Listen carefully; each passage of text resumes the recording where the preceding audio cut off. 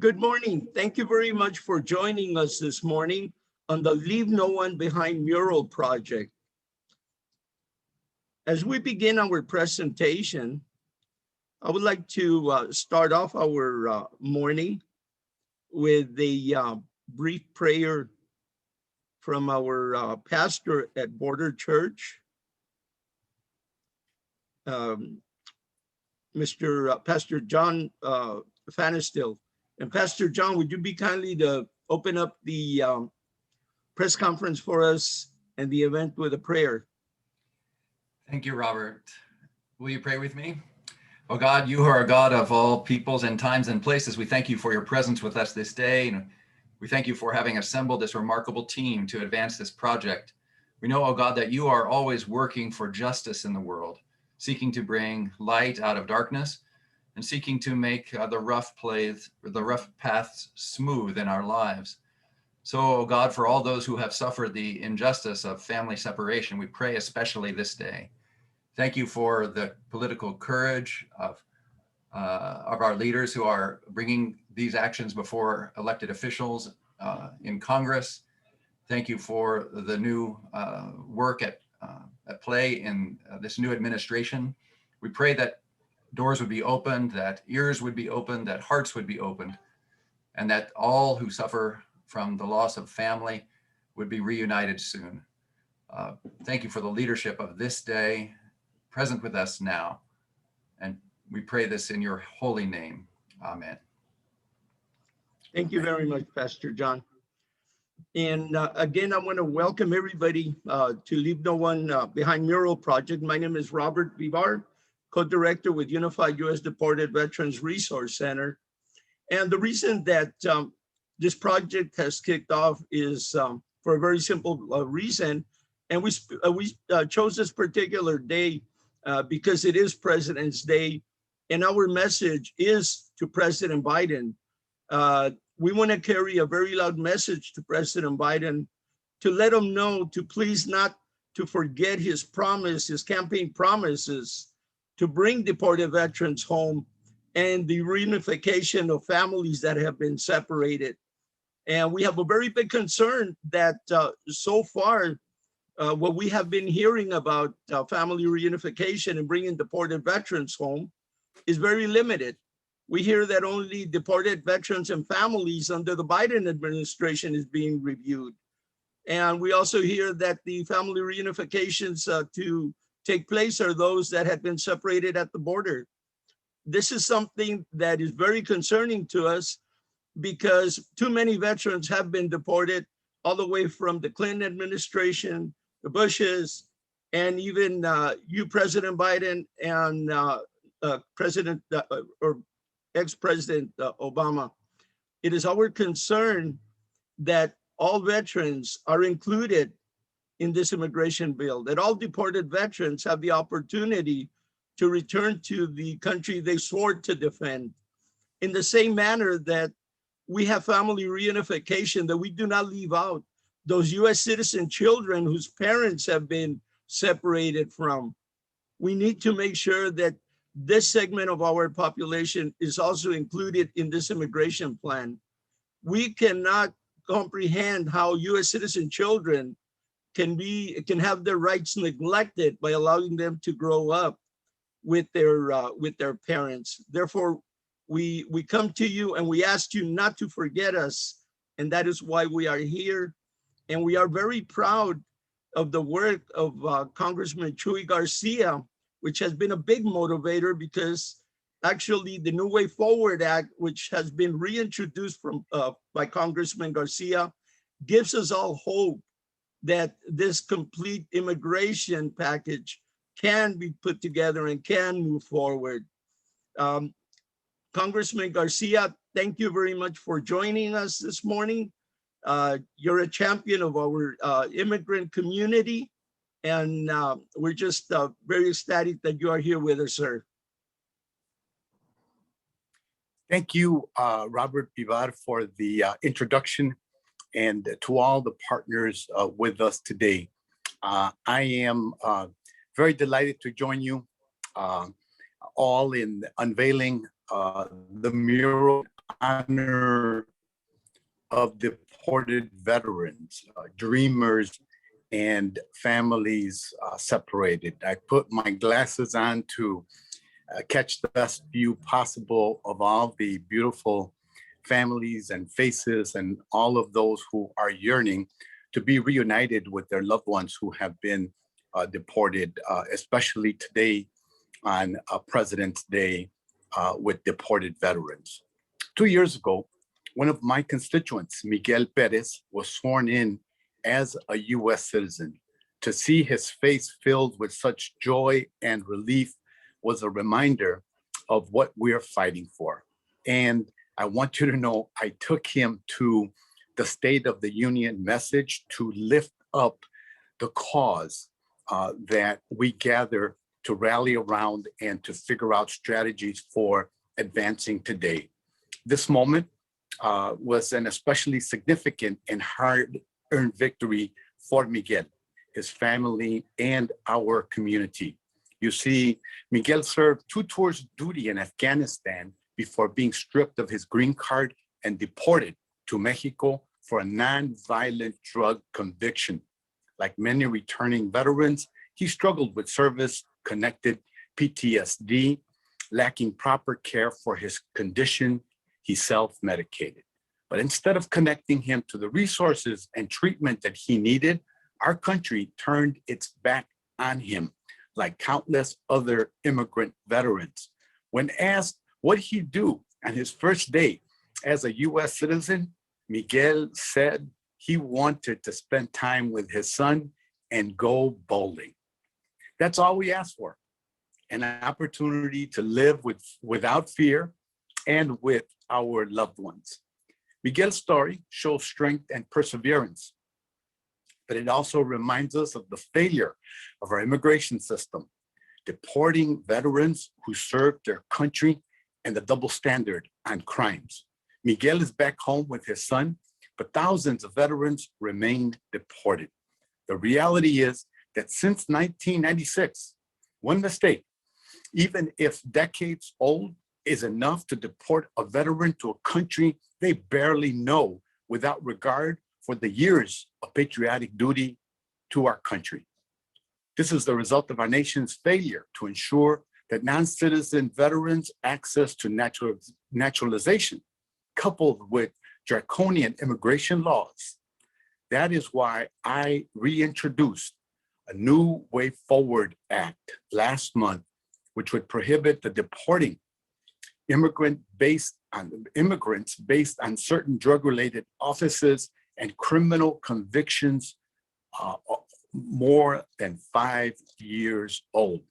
It also provides a legal pathway to come home for anyone who would have benefited if the New Way Forward had existed when they were deported. Many immigrants, such as Miguel, already served their sentence. Deporting them means punishing them twice. This is known in criminal justice as double jeopardy. The Biden administration's Day One immigration proposal is a positive step and demonstrates the administration's commitment to restoring dignity and compassion to our broken immigration system. It's time we reimagine an immigration system guided by justice and compassion, restore the fundamental principles of due process to keep families together.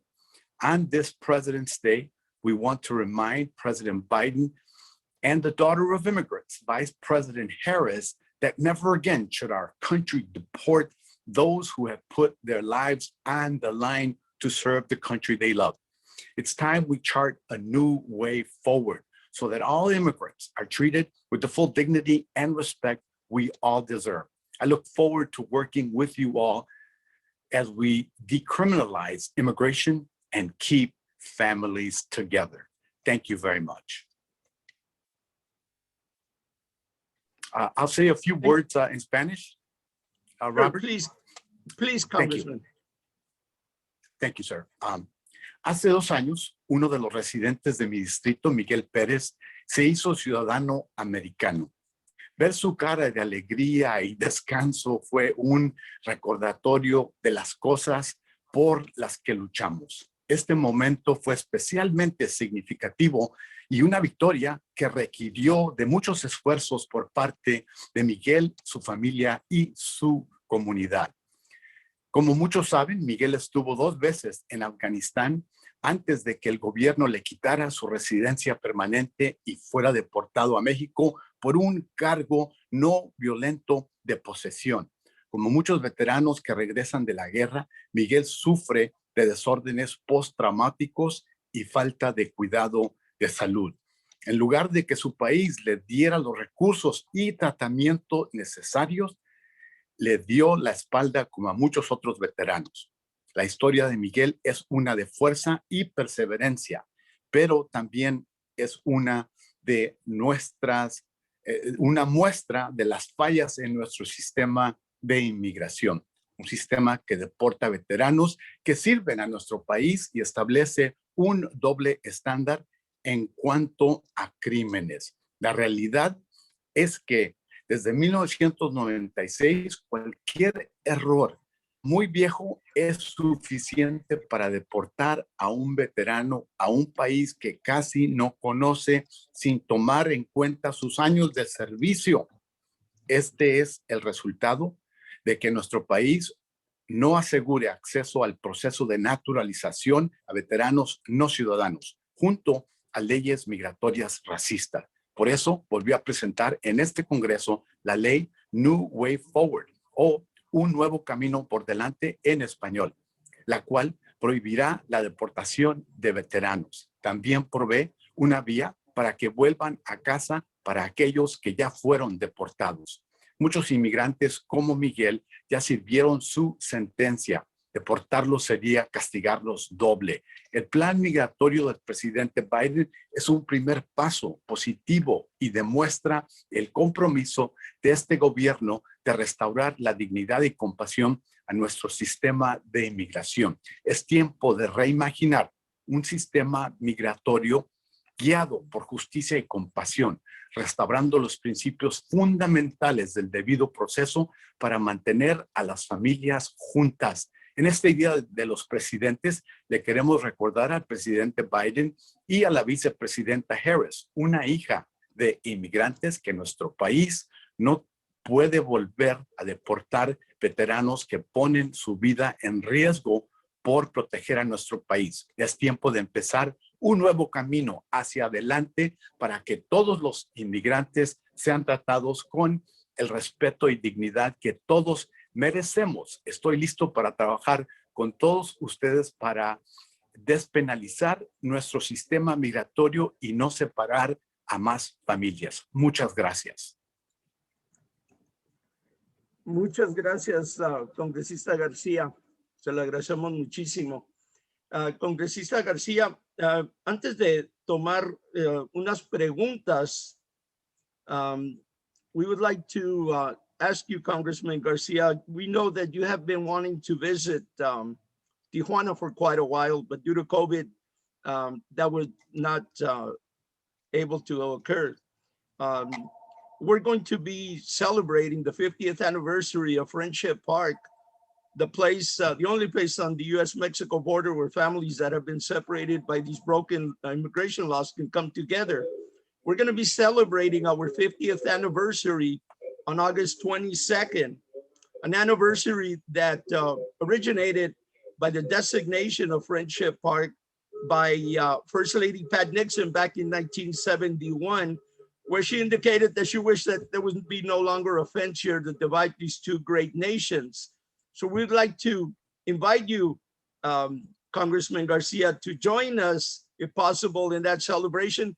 But we would also like to extend an invitation to First Lady Jill Biden and First Lady Lopez Obrador to join us on that very, very special occasion in commemoration of that 50th anniversary of this great sacred piece of land for us. And if we thank you very much, Robert. I will do everything possible. I would love to go to Tijuana and San Diego. I have a family on both sides of the border, so it would be a pleasure to be able to join you for this 50th anniversary of Friendship Art. Thank you, Congressman Garcia. We would love to have you join us. And if Joe Biden and Mrs. Lopez Obrador come with you, that would make it incredible also. Thank you, sir. Thank you. Okay, we have a question for you, Congressman Garcia, from a good friend of ours, Jackie Barshak. Will reform on border construction follow immigration reform for deported veterans? Well, as we have seen and witnessed quickly in the 3-week-old plus tenure of President Biden, he has issued executive orders to halt the further construction of the wall. A series of other executive orders that are reviewing policies enacted by the Biden administration and perhaps even, the Trump administration, and even prior to that are positive indications of important reform that would, of course, create much better conditions and respect the rights of migrants and asylees and refugees. Very interesting things. What this bill, A New Way Forward, seeks to do is decriminalize the crossing of the border and ensuring that people have an opportunity to appear before a judge, that mandatory sentences for people who are apprehended are done away with, and that due process and judicial discretion be reinstated as it was practiced many years ago.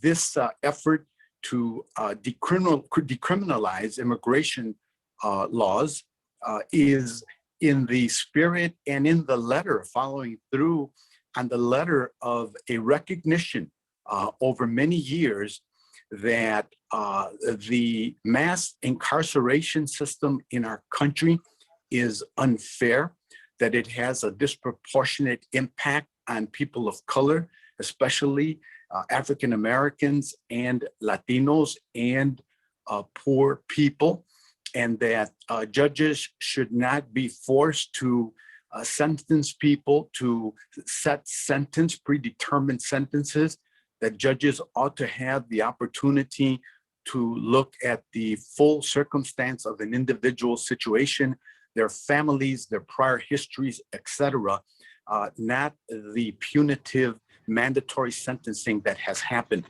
Just as people are aware that we need to do this in the criminal justice system, similarly, we believe this needs to happen as it relates to immigration law. Immigration and the criminalization of our broken immigration system puts too many people in jail unnecessarily. And all we're saying is that there ought to be a process by which judges can decide the fate of individuals, taking into account their full circumstance. So for all of those people in the country which has come to appreciate that mandatory sentences are bad in the criminal justice system, similarly, we are saying that a part of that system that has created these systems of unfair mass incarceration needs to look at immigration. And this is an important step in reforming our broken immigration system and reuniting families and being fair to veterans who have been deported because of these mandatory sentences. Great. Thank you, Congressman Garcia. Sorry for the long answer. No, that probably answered quite a few questions that would be coming up. I do have another one in the chat that says, why the New Way Forward Act and no legislation that can be introduced for immigrant veterans, like honoring the Oath Act? And I believe you responded to just about everything that might compromise in that question.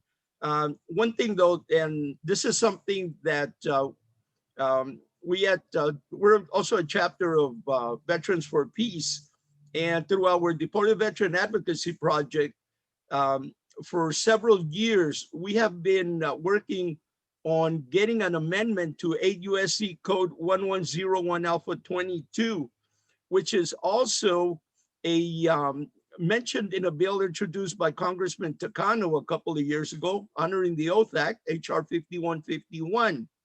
And basically, that is part of what our ask is of you also, Congressman Garcia. We know that an executive order to bring our deported veterans home immediately is a quick fix. However, should a new president come into office at one point, that could change very quickly. In order to really have a permanent solution, we need to have legislation passed. And a clarification to amendment to 8 U.S.C. Code 1101 Alpha 22, which talks about what constitutes loyalty and allegiance of a person to be considered a national, if not a citizen of the United States, can be addressed by amending this particular USC code to clearly state that when the soldier took the oath of enlistment, they proved beyond a doubt their loyalty and allegiance to the Constitution of the United States and should be granted nationalist status, if not citizenship, retroactive to the day that they completed their basic training. In a recent ruling that the ACLU won in Sama versus the Department of Defense, it talks about establishing a policy that once existed to allow those serving that are non-citizens to complete their citizenship process when they complete their basic training. What a great opportunity for our non-citizen members of the military to not only prove their loyalty by completing their basic training, but at that time completing also their U.S. citizenship. Yes, let me respond. Representative Mark Takano is not just an ally, but a friend. He is supporting a new way forward. He has attended hearings and meetings that we've held in Washington, D.C., and we're working together on other issues like transportation and inflation to put people back to work. So Mark is a friend and an ally. With respect to the bill that you are mentioning, one, an executive order is good, but it is temporary and a Band-Aid. We need to codify like those that will benefit veterans and give them their due process and an opportunity to reunite with families. That is the thrust of a new way forward, and why codifying the elements of the law into the broader immigration system is so important. So we are, of course, welcoming of executive orders, but we know that in order to address the issues that affect veterans and their loved ones and their families and the larger immigrant community, we need immigration reform, and we need to bring about the types of changes that we are having this afternoon, this morning, depending on where you are in the country. And that's why we have put forth this very bold proposal that is known as a new way forward. Great. Thank you, Congressman Garcia. I know we're getting a little bit close on time, so we're going to bring up just one more, and then we can move on with the program. This is actually kind of a combined question again, and it's from one of our deported veterans, and he's asking, how can Congress get our voices in the Capitol so they can hear our voices? We deported veterans are kept in the shadows while everyone else speaks on our behalf. And in complement with that question was another one by Cesar Nunez, deported Marine Corps veteran. And his question is, if you would be able to assist in establishing a meeting with President Biden and Cesar and Manuel Valenzuela on May the 4th to present an executive order to bring our deported veterans home. Well, thank you for those questions. With the pandemic and all of the virtual communications that allow us to see and hear each other regardless of where we may be, it's creating more opportunities for engagement and for good causes like the plight of deported veterans to be raised up so that they become more prominent, more aware, and the pressure will be placed on decision makers such as members of Congress, my colleagues and I, as well as the executive branch, President Biden and the White House, to be responsive to veterans' needs. So I urge everyone on this call, especially Cesar Nunez and the other gentlemen that you mentioned, to keep up their efforts to communicate in terms of conveying this invitation and this request to the White House. We will convey that message. If you can get something to us in writing in the form of an email, for example, it gives us more standing to deliver the message more powerfully and win the attention of key decision makers, especially in the current administration, whom we have found to be responsive and in whom we're optimistic, and we're hoping to learn what the new Biden bill will have in its content when it's released in the coming days and probably within the next couple of weeks.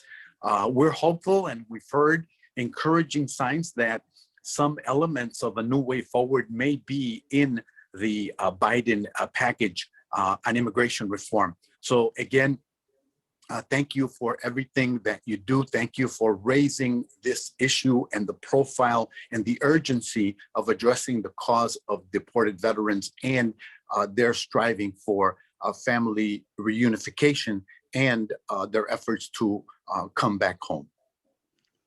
Thank you, Congressman Garcia. We appreciate all your efforts, all your work. You're a true champion of our immigrant community, and that is proven by you reintroducing this legislation and working so hard on it. And we will do our part to make sure that we continue to spread awareness and seek support across the country for the New Way Forward Act. Thank you very much. Thank you, Robert. And I'm looking forward to meeting Councilwoman Joanna Bencomo también de Las Cruces, Nuevo Mexico. Absolutely. As a matter of fact, we want to give her a big shout out for all her support out of Las Cruces. And we hope that she too can perhaps join us on the 50th anniversary, COVID permitting, of course. Yes. Well, thank you very much. We're going to go ahead and move on with the program, which we're running a little bit late. We would like to have our Marine Corps veteran, Cesar Nunez, talk to us a little bit about community policy and the advocacy on the executive order. Cesar? Thank you, Robert. I prepared a statement because of time constraints, so I'm going to get right on it. My name is Cesar Lopez. I'm the founder of Unified U.S. Deported Veterans, along with Alex Murillo, that he's also on the call from Tijuana. After 8 years of advocacy for deported veterans, I have achieved limited success at all levels of government, local, state, and federal. Because of this fact, I decided to switch my legislative lobby efforts to concentrate on an executive order from the Commander-in-Chief of the military. We strongly believe this to be a military issue rather than an immigration issue. We feel that the best way to fix this injustice is to go up our chain of command to our president and ask him to sign the executive order drafted by Elizabeth Ritchie, an immigration attorney with 20 years experience from Rambana law offices in Florida. I know that an executive order is a temporary fix, That's why I am also asking Congress and the Senate to support our troops by asking President Biden to sign the executive order for immediate relief for our deported veterans, and also pass Congressman Chuy García's bill, the New Way Forward, for comprehensive immigration reform for everyone. The injustice perpetrated on our deported veterans does not end with our deportations. Our families suffer from the destruction of the family unit.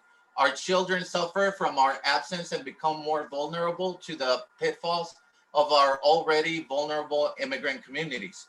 Our parents and siblings continue with their lives with the guilt of not being able to assist their veteran family members.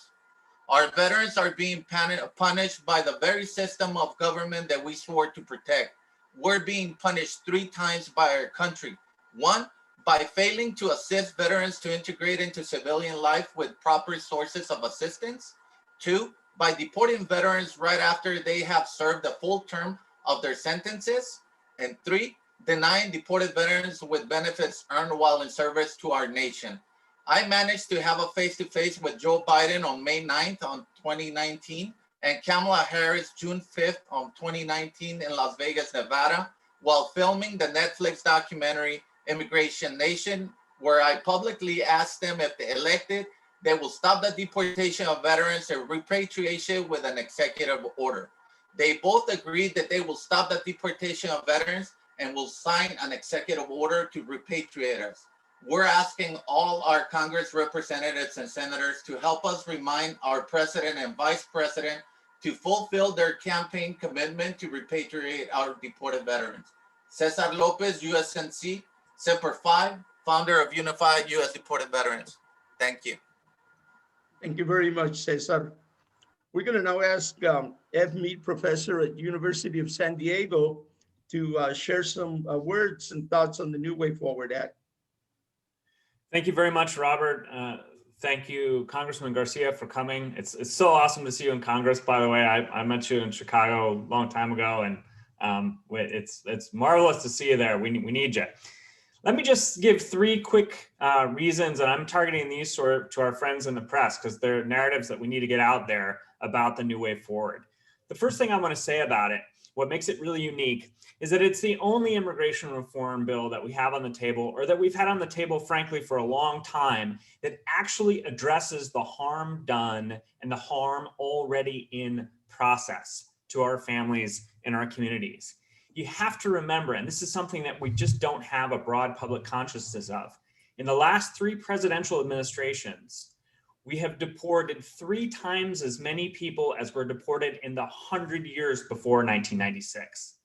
Mass deportation is not something that we have to accept as a fact of life in the United States. In fact, it's something for which there's not much historical precedent. We need to think about it that way. And when we talk about immigration reform, we need to think about us, not some fiction that immigrants are others, that there are people who are down, who are trying to get across the border, or projections about wages or what our culture is going to be 20 or 30 years from now, or new arrivals. Most of this debate is about us, our families, our communities. The second point that I want to make is related to that. Congressman Garcia said it well, but let me reiterate. This is a bill that thinks about immigration reform in the same way that we've thought about criminal justice reform. That is, when you get into a process and we start looking at the outcomes of the policy, regardless of the intent, what is it that we find? We find that it disproportionately targets certain ethnic groups, certain neighborhoods, and certain families, putting them in a cycle of semi-permanent uncertainty, and that it purposefully divides our families. That's important. When we look at who's deported, and you look at the folks who are here in our organized deported community in places like Mexico, in El Salvador, and in many other places around the world, what do you find? You find people who are deported to countries that they've never known before. In other words, you find people that in every way, except formal citizenship, are Americans. Representative Garcia spoke about Miguel Perez. I remember meeting Miguel in Tijuana right after he was deported. He had a Cubs hat on. He was nervous. He was scared. He was in a place he'd never been before. This is a guy who was in Afghanistan not that long before this, right? I mean, serving his country. And what do we talk about? We talked about where the best hot dogs were in Chicago. I have my opinion about that. I keep that one secret. And we talked about which of the three La Pasaditas is the best to have the best tacos in Chicago, to which there's a very clear answer, the one with the new tiles. Okay, Miguel Perez is an American in every way. And we have to remember that when we have this debate. And then finally, the last thing that I want to say, and one of the most important aspects of the new way forward, is it restores judicial discretion. And it changes the definition under immigration law of an aggravated felony.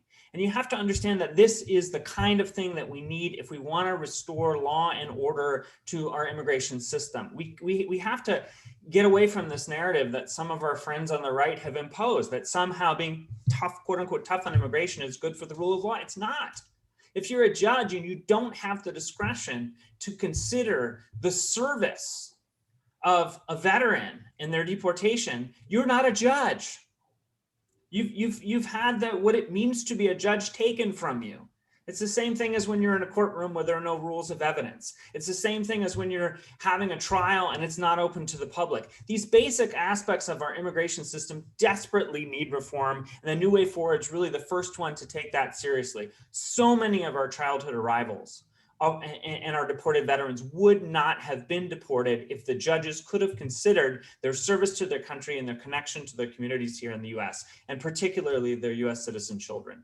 This is the only immigration reform that's on the table that's really taken this seriously. I'm heartened by Representative Garcia saying that maybe some of these aspects will end up in the Biden administration's reform. That would be terrific news, but we've got to keep the pressure on. And so importantly, we've got to keep that narrative that we're not talking about other people, we're talking about us. And we're talking about undoing a tremendous harm already done. And we're talking about reestablishing the rule of law, not weakening it. Thank you very much. Thank you very much. I'd like to ask our friend Cecilia Garcia from Chicago Family Reunification to share some words for us on the separation of families. Hello, everyone. Good afternoon or good morning. Thank you so much for inviting me to be part of this discussion. Again, Cecilia Garcia from Founder Family Reunification, representing the 3 million American citizens affected by family separation. My husband in 2012 was deported. There's a misconception that everybody that gets deported, and that's why I believe they're forgotten, they somehow committed a crime. My husband's only crime was that he was coming home from work. He was pulled over a expired license plate. Since then, I've been fighting and advocating for families, because it's not just at the border they're separating, they're here in our own backyards. We have American citizens like myself, some that are even migrated, that become exiled. Children are in de facto.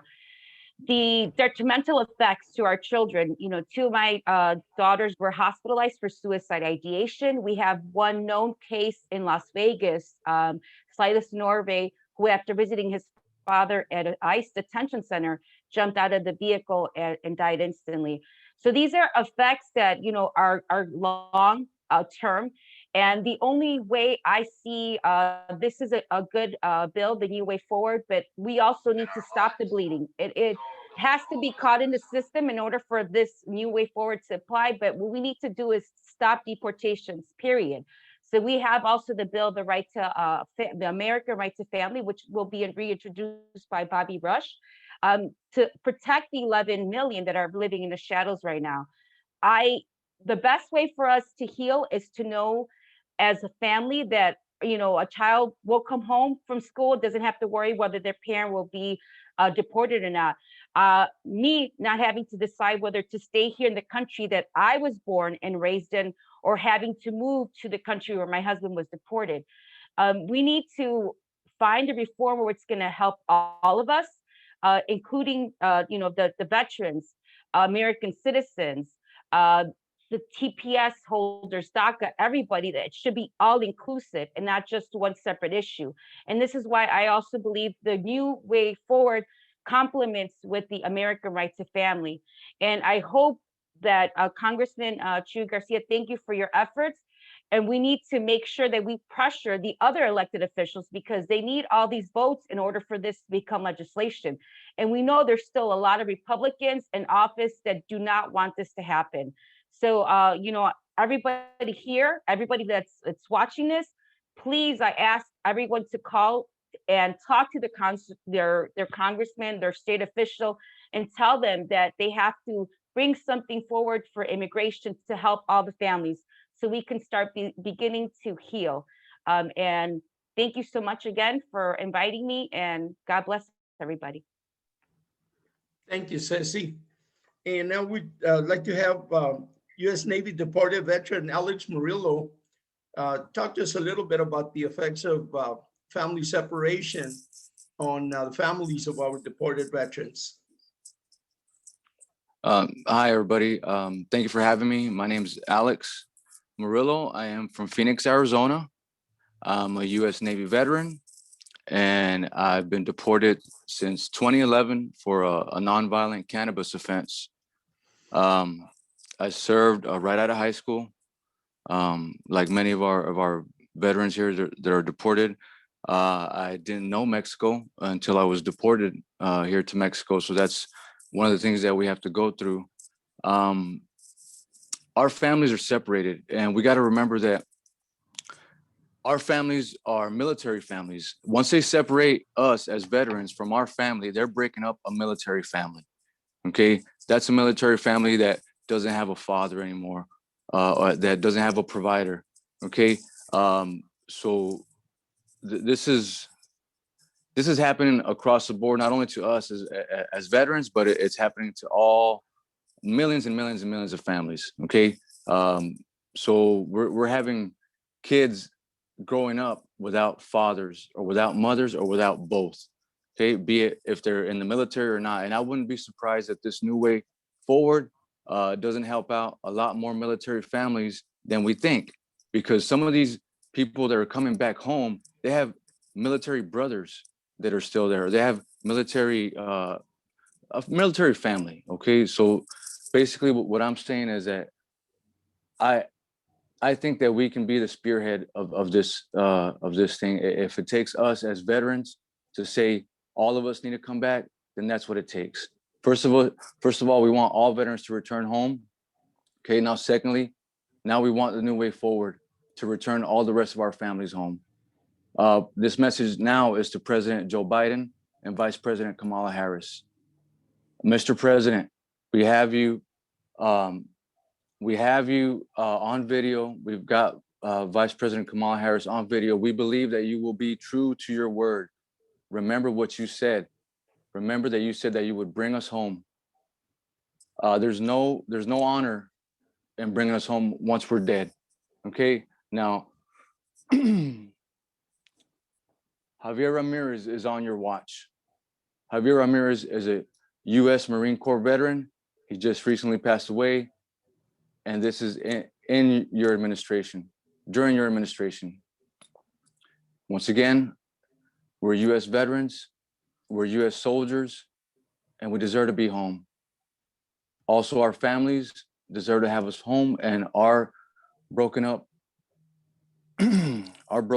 military families need to be home, and this broken immigration system can be fixed. Let's find a new way forward, please. Thank you very much for having me on here. Thank you, Alex. I'd like to have America Hernandez, undocumented youth, speak to us a little bit about the struggle of our childhood arrival youth. America. Hi, all. Thank you so much for having me on here. It's such a, I think, honor to be on this call with so many of our veterans who have served this country, as well as our representatives. I am America Hernandez. I am a DACA recipient. I am a Californian, and I am an honorary Chicagoan, actually. Mm-hmm. I came to the United States when I was 3 months old. And I have been here all of my life. I have been an advocate for immigrants' rights for the past 20 years. I work with unaccompanied immigrant children. I see the families that are out here working in the farms, farm working community. I grew up working in the farms. I mean, I think immigrant issues are in every aspect and facet of my life. And so from that experience today, more than anything, I want to focus on just the message to the Biden and Harris administration to fulfill their promise of granting us permanent protections. We've been waiting for a long time, all of us, not just DACA recipients, but all immigrant families. I am also somebody who will, in the next month, lose my father to deportation. And so I understand the pain of being separated from family.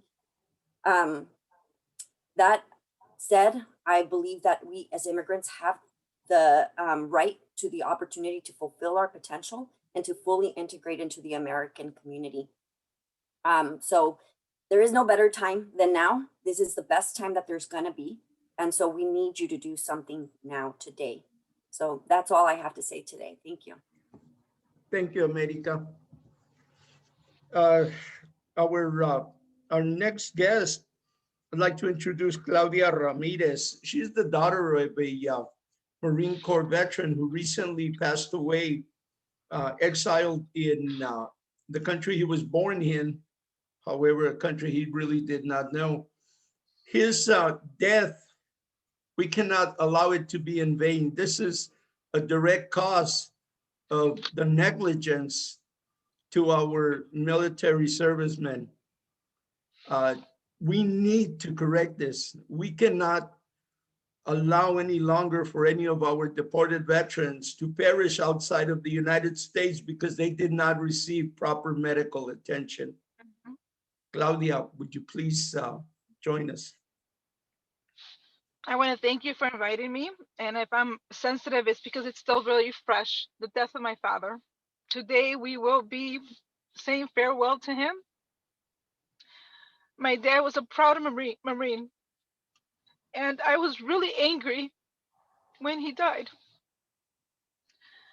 And I didn't want anything to do with deportations anymore. I'm like, it's done. I'm not gonna fight anymore. But I didn't want my dad's death to be in vain. I don't want people to continue to feel the way my family feels. We have been in prison with my father for the past 17 years. So when you deport someone, you don't just deport him, you deport their whole family. We become incarcerated too, with mental health issues, with health issues ourselves. So it needs to stop. Someone needs to do something and bring these veterans home. If I would not have got there 5 hours, my father passed away 5 hours after I arrived. If we have not have arrived, he would have died alone. So, you know, there are so many veterans that are sick probably out there, and we need to get them the right help, and they need to be brought home. It needs to stop. You know, when you deport someone, you're hurting their whole family, you know, and it's just, you're punishing them. Now, it's like double jeopardy, but I feel like triple jeopardy because we're being hurt as well. So something has to be done, and I really hope we continue, and Biden really keeps his word of bringing them home. No more deported veterans dying. You know how difficult it was to bring my dad home? He died on the 30th, and finally today we will be putting him to rest. It's too much anguish on our family. We can't even mourn his death the right way. So please, I hope for everyone that's out there, look out for those families that are looking for help. Support them, do something, speak out, help them go visit their families. It is difficult on everyone. And that's all I have to say. Thank you. Thank you, Claudia. God bless you. Thank you. Now, we're going to hear some brief comments from some of our coalition members in support of the New Way Forward. We'd like to hear some words from Oliver Merino. Thank you, Robert, and thank you, Claudia, for sharing your story and the story of your father. Yeah, again, my name is Oliver Merino. I'm the coordinator of the Immigrant Justice Network. And yeah, I just want to say thank you to all the speakers, to Representative Garcia for his leadership and leading the reintroduction of the New Way Forward Act. You know, as we begin a new administration and a new Congress, as you heard today, you know, these stories and these issues haven't gone away, and this is the time to finally overhaul the immigration system and address and repair the harms that this system has caused, and you know, the countless families that have been separated, the communities that have been torn apart. And today you heard some of these stories, and as a network try to draw support for the New Way Forward Act. These are the stories that we carry with us, and we feel a responsibility to share them with the elected officials who have the power to do something, right, and to change these laws. And I just want to, also just add our voice to what people have said here today. And the New Way Forward Act, this is a bold legislation that I think provides a roadmap to what the immigration system can and should look like. A system that does not have to rely on criminalization and detention and deportation of people. And we would also provide an opportunity for people like Cesar, like Alex, and the families here of people who have been deported, an opportunity to come together again as a family and give people the opportunity to come home, to rejoin their communities and their families in the U.S. So, we have, I think, here some powerful stories of why not just the New Way Forward is needed, but also of addressing this harm that this system has caused. So thank you for inviting us, and we're very, very happy to support you all and continue this fight. Thank you. Thank you, Oliver. Next, we're going to ask our friend Maggie Loredo from Otros Dreams en Acción to talk to us about our deported and returned community. Again, childhood arrivals, our kids that were taken to the U.S. at a very young age and ended up returning to Mexico for one reason or another. Maggie, would you join us? Hi, good afternoon, everybody. My name is Maggie Loredo, former undocumented and now forcibly returned since 2008 to Mexico. On President's Day, I'm here today to remind all of you that there are thousands of deported and forcibly returned to Mexico, millions around the world living in limbo, in exile, and away from our families. It's time to stand up together for true accountability, reparation, and justice. COVID-19 has forced millions of people around the world to be away from their loved ones for the first time, to connect to funerals and family events over video calls. Our deported and returned community has endured this kind of painful isolation for decades. Our community has been forgotten for too long. US citizen children are growing up away from their parents. Siblings are becoming strangers. Marriages are being torn apart because of your borders. And communities across the United States are incomplete without us. We need to eliminate the 3- and 10-year bars, to issue visas for family reunification purposes, and to create reforms that will allow our deported and returned community to come back home. Our struggle is not only for citizenship, it's for mobility, for family reunification, and dignity. No human being deserves to live in exile, away from our communities and hometowns. If you're in the United States, we need you. We need you to open the door for us and to organize with us. We need to go back home. Thank you. Thank you, Maggie. And now we'll hear some words from Carlos Luna with Green Card Veterans and LULAC Council out of Chicago. Good afternoon, everyone. Good morning. I wanted to thank you, Congressman Garcia, and to the coalition for this opportunity to speak on the inequity of separating military families through deportation. After years of work on this issue, I still encounter veterans who are shocked to learn that non-citizen counterparts could be deported. The truth is that there is no law in the land that veterans are not impacted by. In this case, veterans with trauma and other illnesses are preyed upon by agents in our local justice systems, quote, just doing their job, to convict and incarcerate as many people as possible under the tough on crime positions that have come into question more and more over recent years. Tomorrow, as you guys heard, we'll be laying to rest Javier Ramirez, a Vietnam-era Marine who died of multiple myeloma while in exile in Mexico last month, a presumptive condition for people of his generation. While our country's bureaucracy denied the Ramirez family their right to live and pursue happiness together, he will receive military honors at Abraham Lincoln National Cemetery. As Congressman Garcia said at the start of this event, veterans have been deported on the watch of presidents from both sides of the aisle since 1996. There have been policy proposals recommended to President Biden by LULAC and by Senator Tammy Duckworth of Illinois over the last month alone. that would stop this inequity and begin to reunite families, veteran families, by establishing the proper protocols.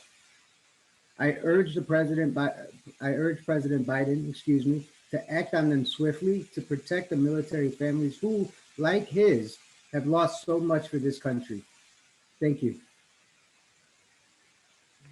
Thank you very much, Carlos. And now we'd like to ask Javier Rojas, deported artist, to join us on this much awaited time where he can unveil the Leave No One Behind mural project for us. Javier, would you kindly join us? Yes, hi everybody. My name is Javier Salazar. I go by the artist name Deported Artist. I am honored and humbled to have been chosen for the Leave No One Behind mural project. My inspiration for this piece comes from personal experience. I am a deported permanent resident, so I know what it means to be one of the faces in this mural. You see, we may all come from different backgrounds and different countries, but one thing we have in common is that the United States is the only place we have ever called home. When you get deported, it's like you're out of sight and you're out of mind. But with this mural here today, we are saying we are right here, aquí estamos, and we need a new way forward, a legal pathway that will allow us to come back home to the only home we have ever known and be reunited with our families.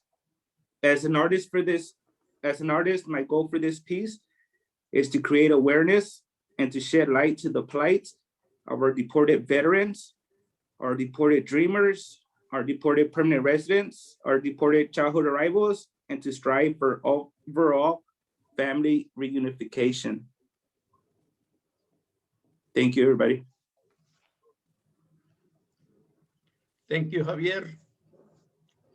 Now I would like to ask my two colleagues who's without their help, this project would not be possible. They've endured countless hours of work, of just giving all their into this project. I would like to introduce to you my good young friends, Lisbeth Santana and Jenny Martinez Medina.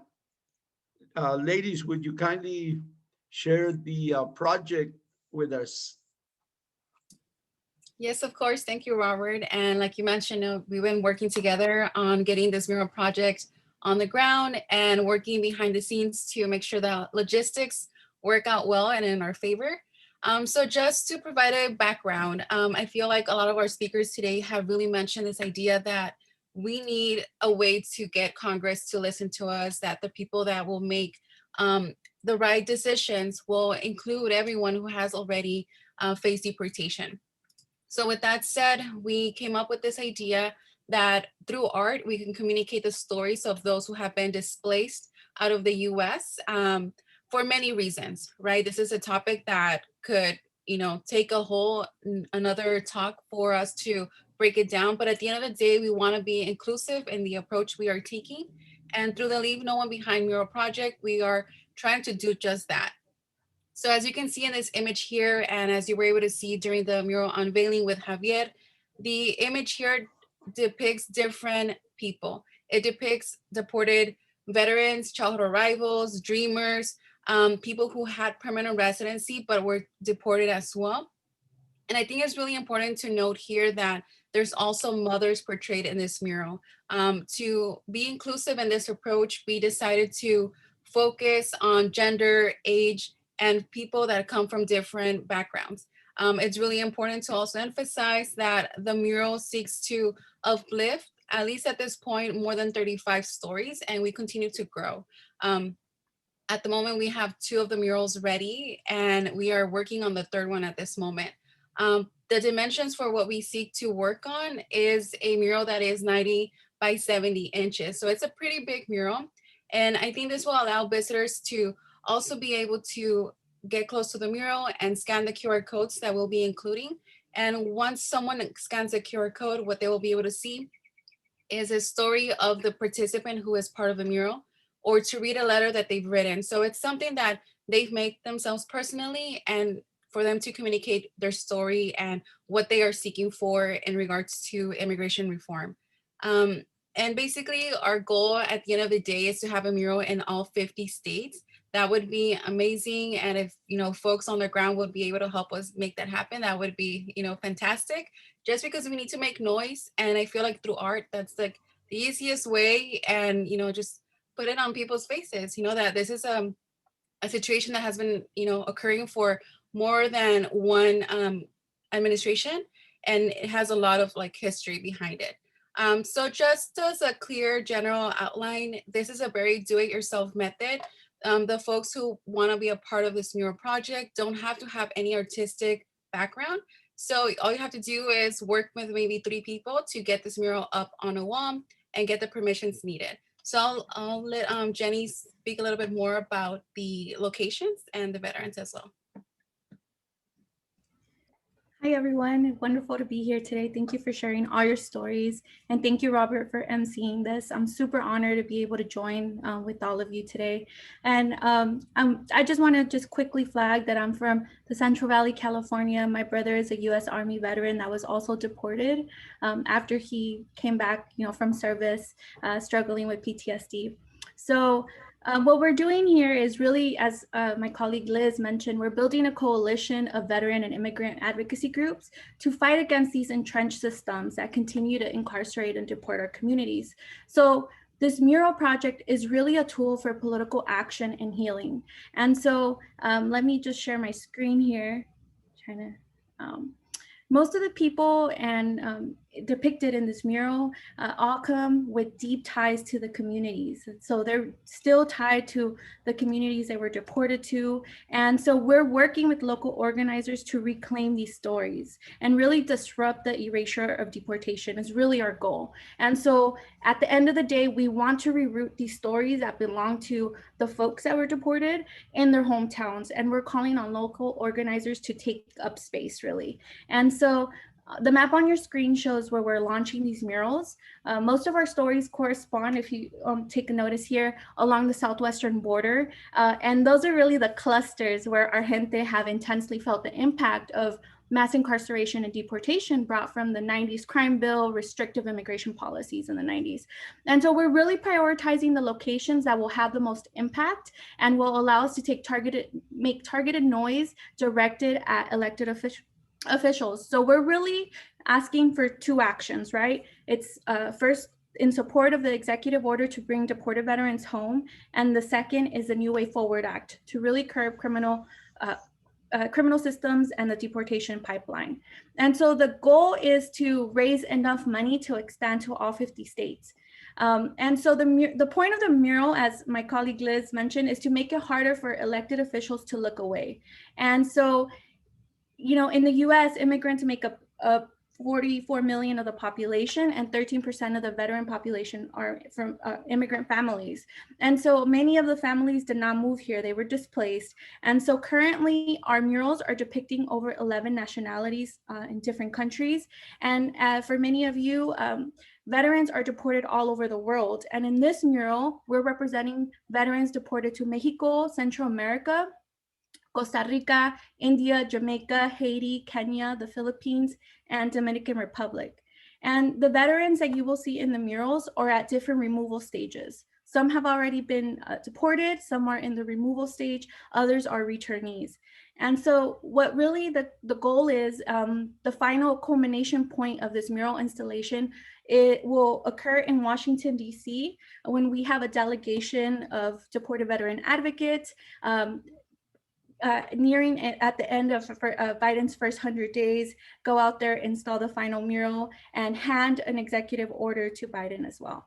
And so, this is not the time for elected officials to waver support from immigrant communities that brought them to power this past election. And so through public art, we're really trying to hold Biden and the Harris administration and Congress accountable to that. But at the end of the day, ultimately, at the end of the day, this project is about healing. We heard voices from folks that have been separated. We heard from Claudia, who was able to reunite with her father, but it was too late. And at the end of the day, we want this mural to provide a space for people to reclaim their stories.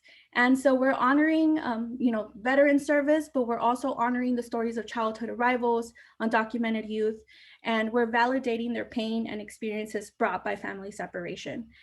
Just really quick, I want to send a huge shout out to all the organizers on the ground that have already started building those bridges so we could make some mural installations coming March. And so they're really the bridge builders here, and they're the ones strengthening this movement. So Nick Bass out in New Mexico, they're doing great work.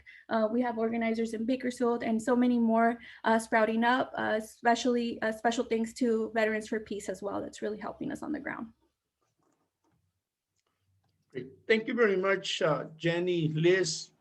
Now we'd like to ask Michael McPherson, former executive director with Veterans for Peace, to speak to us a little bit about a call to action on getting these murals supported and installed. And why not? Let's shoot for all 50 states. Michael. Hey, yeah, thank you. Thank you very much. First, my name's Michael McPherson. I'm a Army veteran, combat veteran. I live in Seattle, Washington.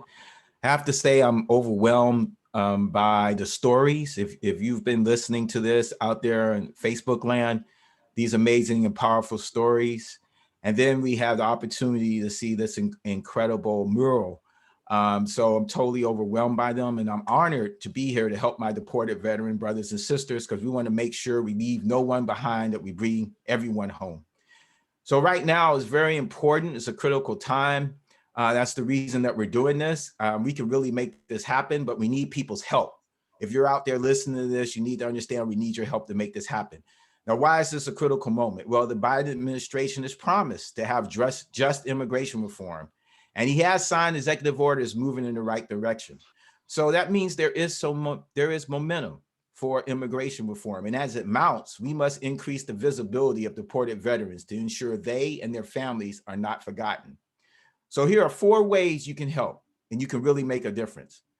This one is pretty easy. When you receive an action alert and you get information about deported veterans, please take time to take action and make sure, if you're a Veterans for Peace chapter or if you're in any organization, let members know about it, about this issue. Let your friends and family know about this information and about this issue. Do whatever the call to action asks you to do. Call your representative or whatever it is. Write a letter. Put letters, op-eds in newspapers. The second thing you can do, especially if you're a veteran, please make a video to the Biden administration, asking them, urging them to sign an executive order to stop veteran deportation and allow deported veterans to return home.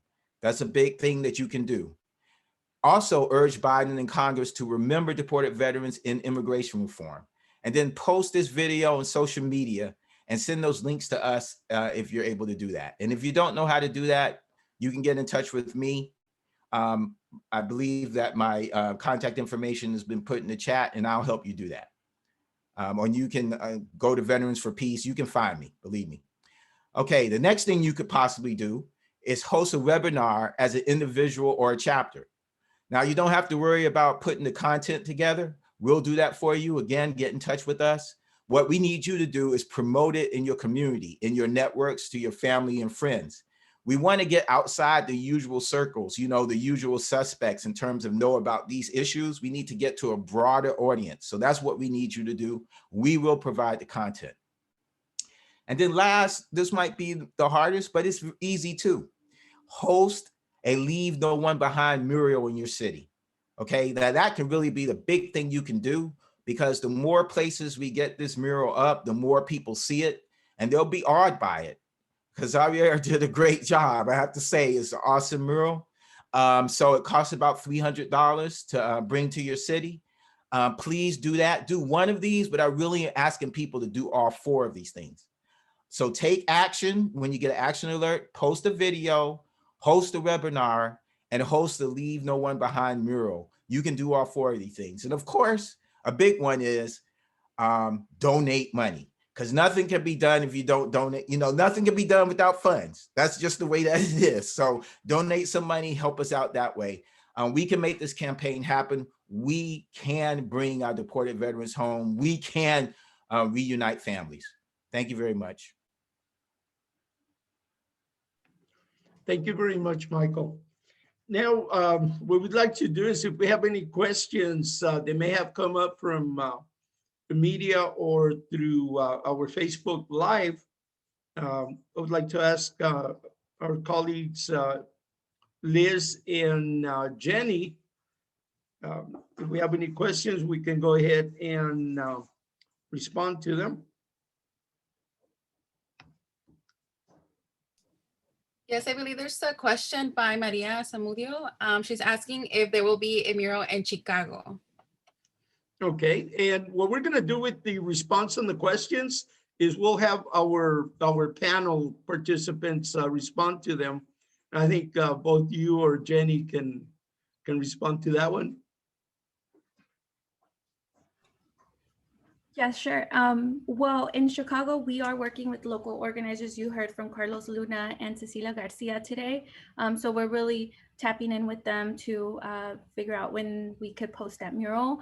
Ideally, we want all the murals to be posted by mid-March, so we could perhaps have some coverage on that. And so I would say stay tuned for early March. You might hear a little more on when exactly we'll have that mural in Chicago. Great question. Thank you. Perfect. Thank you very much. So a follow-up question is our timeline. So basically it's super accessible to get the mural to your city. It just depends on shipping and the printing. It's probably like 2 days, considering the glue that we will use and also getting the print on the ground. So we want to have all the murals up before March 12th. That's our deadline that we have, all agreed on. So after that, our actions will involve more of like the policy take with the story. So just to answer that question, Maria, it just depends on the organizers on the ground, but by the 12th, that's our biggest deadline. So we hope to have all of our murals up by then.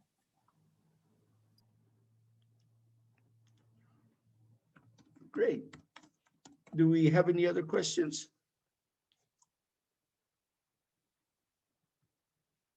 Someone on Facebook asked, Liz, how can we help with the mural installations?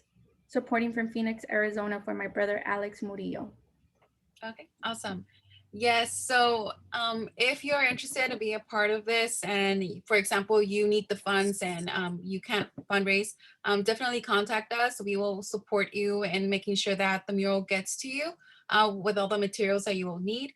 We will also be creating a video from the first installation. That way you know how this all works and you can see how easy it is. So definitely, if, for example, someone from a specific city does fund a mural, then you could also join them in any capacity supported through the pandemic and all the protocols that we have to take into consideration. But it's doable, and I feel like it's just a matter of fact of us putting all the information together. We're gonna create events on Facebook through the Leave No One Behind Mural Project Facebook like page, where we're gonna make sure that everyone knows where the installations are happening. That way people could know where to go and check for these. Let's see, we have another question. Okay. Yeah, so someone's asking specifically for Chicago, if we have connections there to get a mural on the ground. From my behalf, I don't really have anyone in Chicago. So if someone's watching and you would love to have this mural there, definitely do contact us and we'll make it happen. So for any news outlet that is asking this question, I think this is really important, getting the mural out there, the information of what we seek to do. So interested folks could contact us. And definitely you can have more than one mural at your city. It doesn't have to be limited to one wall per city. Like for example, I'm in Fresno, but a lot of our veterans are from Madera, Tulare, the Central Valley area in California. So we might want to have more than just one mural in the Central Valley. Okay. Right, and to add a little bit to that, what we'll be doing on our end is rallying around your particular event when you have your mural installed. We're going to be working very closely with Oliver at the Immigration Justice Network so that we can give your particular install the amount of attention that is needed to bring added awareness from your community, because it's not only about, you know, the project of installing it, but getting people rallied around that install to contact their congressperson, their senators, to urge them to support and endorse the New Way Forward Act.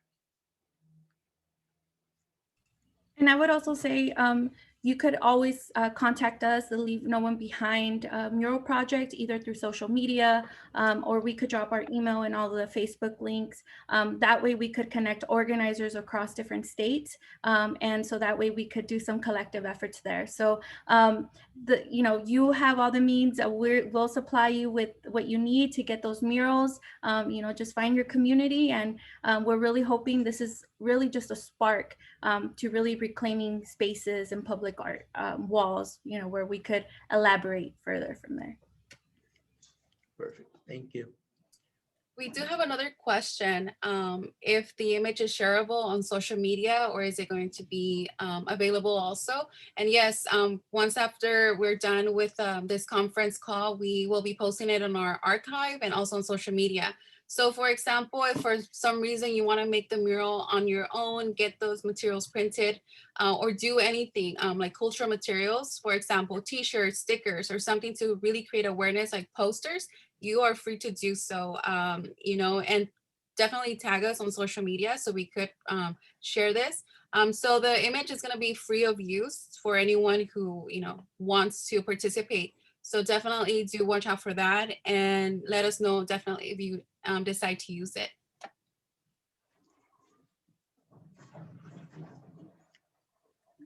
And there's another question. Okay. Sorry. Can you talk a little bit about how it goes up and that it is permanent? Yes, so we will be using a specific glue that allows for the material that we're using, which is vinyl, to really be placed on this wall permanently. So if folks are familiar with the Playas de Tijuana mural project, which is at the border point in between Mexico and San Diego, in Playas de Tijuana, we have a mural down there, which is by the sea. There's salt and just the weather, but the mural has still, remained intact. So it's still there since 2019. So the same thing with this new mural. We hope that it would last, a long time, because I feel like this effort is going to continue for more of the months ahead. So yes, it's really permanent. So I would say find a wall that will work well, meaning that something that's flat, that doesn't have like windows, because the mural will, stay there for maybe like a year or two, hopefully. Great. Thank you, Liz. Do we have any other questions you see coming in, or? Yes, there's questions of people asking how they can participate. So there's different ways, and I feel Michael shared a few of how you could also support us in creating advocacy and just uplifting the stories. But this one's specifically in being part of the mural. Send us a message. We do expect that maybe we will have to make more than just 3 murals at this point, because the stories are, they're all important. And I think that just one single story cannot just, umbrella everyone's experiences. So depending on funds, again, like Michael mentioned, it would really be great to create murals all over the US with different portraits. So, stay in tune and share our fundraisers so we could make this happen. Great. Excellent. Well, We thank you do very have- much. So just one more quick question. We have on the Facebook Lives, we have questions about certain locations. Please contact us, and there are some organizers in separate areas, so contact us so we could get you linked to that network of organizers that might already be in your community, so we could really join our efforts. Excellent. Well, thank you very much, Liz and Jenny. Can I answer one more question? Sorry. Okay, no, that's great. Someone asked if we could only install murals in the US, and the answer is no. So we are trying to support one of our friends in Mexico who actually has a printing press and whose wife is also portrayed in the mural. So we are actually printing in Mexico. So we're printing in Tijuana. And just to clarify a little bit, the first mural will go up in Tijuana with community members, and Robert Vivar is in charge of this. So definitely, if you want a mural in Mexico City or, Guadalajara, Michoacan, wherever you want, just, contact us again and, we'll make it happen. Absolutely. Probably Ciudad Juarez, because of the high concentration of deported veterans, is going to be a key city. And I know that Ivy and Nick and Michael Evans and all the other guys out there would more than likely want to install one. Great. I think we're going to go ahead and close the event for the day. As Liz and Jenny have mentioned several occasions, if you have any questions, any additional information you may need, don't hesitate to contact us. Other organizations that might want to be a part of this coalition, of this movement, you are all very much welcome. This is what this is about, is creating a wave of coalitions, of awareness, of pressure on elected officials to stop ignoring us, to stop neglecting us, and make sure that families are reunited, that our deported veterans are repatriated, that we end the suffering of these broken immigration laws. I want to thank my colleagues, Liz and Jenny.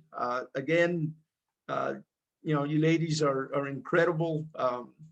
But then again, you do have skin in this game because you both are military families. So you are, heavily involved, not only as immigrant families, but because you are also military families. We want to thank, of course, every one of our friends on the panel, our organizations that are supporting. And we want to thank, of course, the public that has been viewing this transmission. And a very special thank you to Councilwoman Johanna from Las Cruces, and our unmeasurable appreciation to Congressman Garcia and all of his staff for making this possible. Congressman Garcia, and I hope you don't mind if we start calling you Chuy, because we feel like, you are our brother, you are our Chuy. And all of your staff, Patty, Fabiola, Natalia, David, Lynette, and I hope I didn't miss anybody. This couldn't have happened without your help also, and we appreciate it. Thank you very much. God bless you all. Thank you.